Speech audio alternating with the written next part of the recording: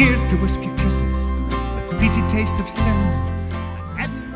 Greetings, whiskey folk, and welcome back to Drinking Out Loud, where we are making our way towards Christmas one whiskey at a time with our Dare to Dram advent calendar. I'm sharing a bunch of whiskies with some friends over here in Victoria and inviting you guys at home, wherever you are, to join us in these videos. This is a fun one because when I dropped off the calendars, a few people were like, Is whiskey 14 okay? There might be something wrong with it. And I'm like, no, it's okay, trust the process. This is a Blackadder raw cask, and that means dirty snow globe. It's got little bits of cask char in it. There's no filtration at all. Actually, it's clung to the side of the bottle. You can maybe even see that. They don't filter. It's big, proper, dirty whiskey, this one. I've actually even talked about this whiskey on YouTube before. Back in the early days during the pandemic, I think. Love this whiskey. So much that I saved myself a bottle that I've now decided to share with friends. All right, here we go.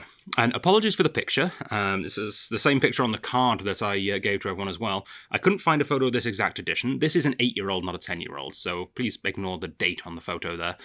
St. George's Distillery, England's trailblazer, produces peated whiskies with a bold, smoky, Islay-like character rarely found outside of Scotland.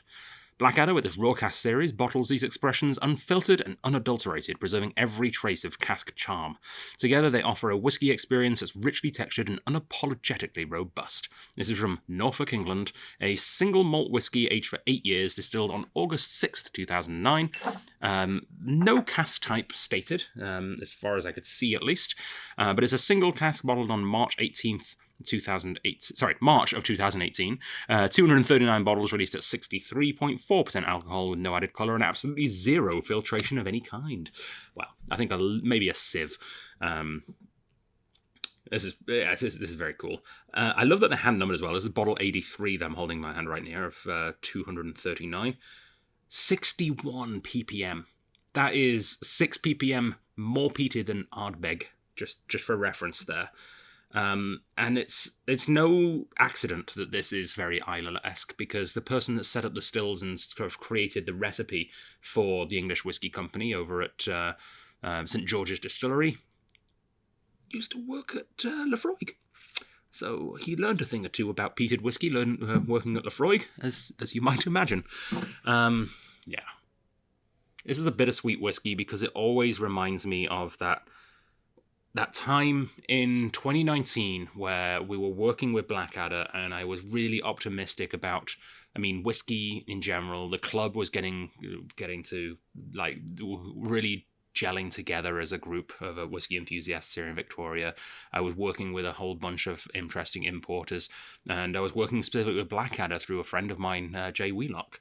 And then it kind of all disappeared a little during COVID, partially because we couldn't see each other, and we started the whole Dare to Dram thing, which lives on in this advent calendar where we're sharing little jars of whiskey. But also because, sadly, early on in the pandemic, Jay actually passed away, and we've not been able to get any Blackadder since. They've just stopped importing. The importers just stopped replying to me and wouldn't pick up the phone when I called them, and I don't know what happened to Blackadder. We had this big plan. Robin at Blackadder was so excited about it. We were going to start our own club. We were going to release it like the SNWS. Every 3 months we were going to do like 8 single cask Blackadders, and we were going to call it the Snake Pit. He was going to make lapel pins for us and everything. And it all just fell apart. And I'm still not quite over that. It still makes me sad. And especially with the passing of Jay. It's really sad, but we got some damn good whiskey out of it at the time, and this is one of them. This was one of the first big, beautiful English Whisky Company single cask smoked whiskies that I had, and it really latched onto me in a special way. This was the first time I was ever truly proud of an English whiskey. And I've been proud of English whiskey several times since then. We've had another one already in this advent calendar. We had a wonderful Cotswolds. I actually, when I was back in England this time last year, visiting my parents, and I actually picked up a bottle from Wireworks in Derbyshire, where I'm from. And it was awesome. Great whiskey coming out of Wireworks. I really hope that one of the importers here in BC picks up Wireworks so I can bring some into the store. Really proud of what they're doing there as well. there's some good English whiskey coming out, and why not, right? English used to make a lot of whiskey back in the day. They all closed down before around World War One, I think. But there used to be a decent amount of distilleries before then. Not anymore, but they're coming back. They are, and there's quite a few now. This distillery is the one that really started it, though.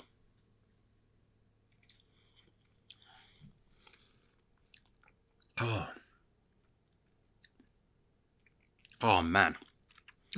So we recently released a couple of cases of Lafroig 10 cask strength at our whiskey showcase last month. And as good as that was, this feels more Lafroigian than that does. Like, if you were to taste me this blind and say this is a limited edition cask strength version of the quarter cask at 10 years old, I'd be like, cool, that's amazing. It tastes like that. It really does. It's weirdly Lafroigy, which is a great thing. I love Lafroig.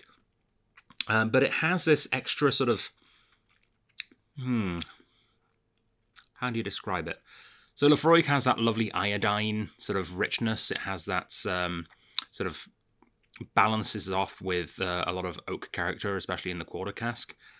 There's kind of more of a, not astringent, acidic kind of note to this, which doesn't really appear in Lafroig. Not vinegary, but that kind of a, not balsamic. I guess it's kind of like a pineapple, maybe? Like a pineapple syrup, kind of a note that I often get in St. George's, and it's definitely here. Yeah, it's like Lafroig with charred pineapple chunks. And that, if it doesn't sound delicious to you, there's something wrong with you. Or you don't like peated whiskey, and that's fair play. But if you like peated whiskey and the idea of Lafroig but with charred pineapple notes doesn't make you salivate, you're a weird person. Yeah. If you are in a part of the world where you can still get Blackadder bottlings, do so, because they're really good. And if you ever see a Blackadder English Whiskey Company whiskey, pick one up. I'm not joking. This is outstanding in my opinion. Hopefully some of our some of my fellow Advent calendaries will tune in the comments and say their 2 cents. I have a feeling there's going to be some fans. I know that several of them have had this before and were big fans back in the day, and probably are a little bit miffed with me that I smuggled a bottle away for myself. But don't worry, I shared it in the end. Because this sold out relatively quickly, I think, back when it was first released. But I couldn't not have one. All right. That is a gorgeous treat that I'm very much enjoying. I love shooting these videos because this is just a bunch of fun whiskies that I've put together for my friends, and I'm loving every second of it. I will see you tomorrow for the 15th. I can't remember what the 15th is, but I'm sure it's going to be fun. All right, Slancher, see you there. Find your way home. Your way